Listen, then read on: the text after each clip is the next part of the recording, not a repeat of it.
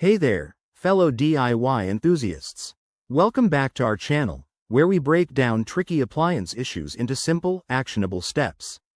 Today, we're diving into the Kenmore washer error code F6 E2 for 2025 models. If you've seen this code flashing on your screen and your washer is refusing to cooperate, you're in the right place. Let's get straight to it. This error typically signals a communication problem between the washer's main control board and the motor control unit. It could be caused by something as simple as a loose wire or as complex as a faulty sensor, but don't panic. Most issues can be fixed at home. First off, safety first. Always unplug your washer before starting any troubleshooting to avoid electrical hazards.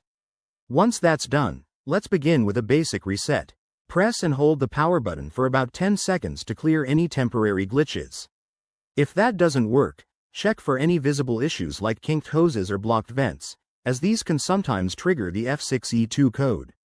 Next, inspect the wiring connections behind the control panel. Gently secure any loose wires, but be careful not to damage them.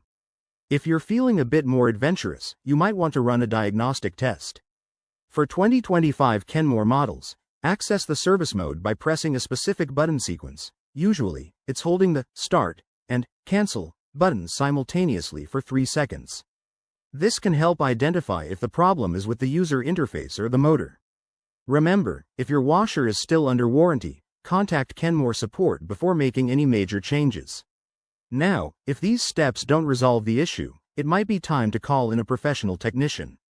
They can use specialized tools to diagnose deeper problems, like a malfunctioning control board, which could require replacement parts. There you have it. A straightforward guide to tackling the F6 E2 error on your Kenmore washer. I hope this saves you time and frustration. If you found this helpful, give it a thumbs up, subscribe for more appliance tips, and drop your questions in the comments below. Thanks for watching, and we'll see you in the next video.